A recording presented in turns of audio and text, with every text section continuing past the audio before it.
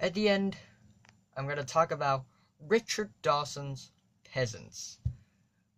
I've never heard of this dude, and this person is as unpopular and as insignificant as you think he is. But tell you what, he is really overlooked and underrated.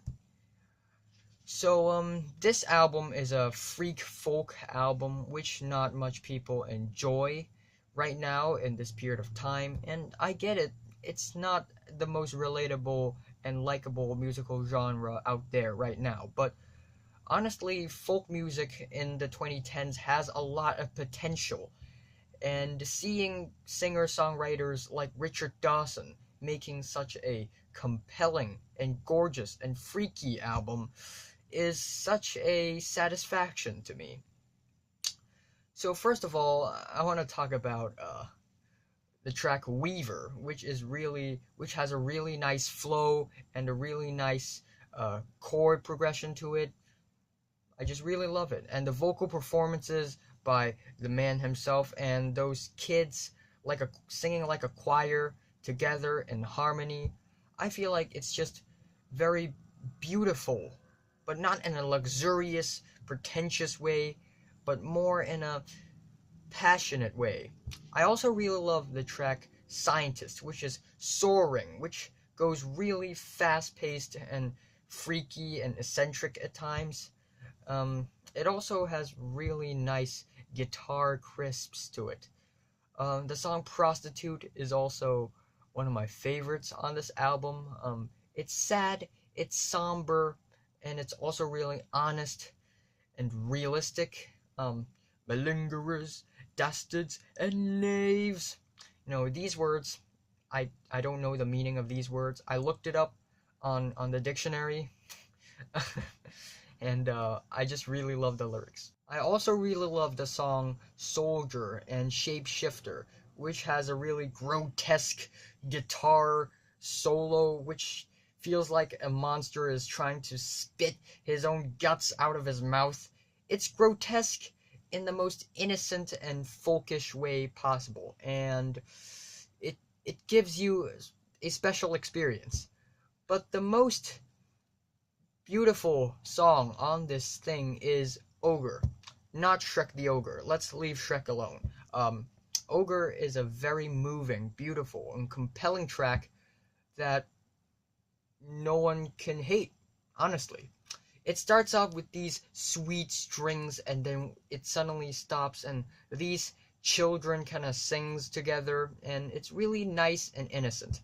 And then Richard Dawson comes in and bring the goose, my child, and it just feels so raw and calm at the same time, and it just feels like Richard Dawson is trying to give you this experience of the medieval times, and instead of seeing all these wars and fights, and we get this calm and peaceful life of a peasant. Yeah, just like the album title, Peasant. Overall, this album is beyond my expectation. It's really odd and freaky and eccentric, but at the same time, it's gorgeous.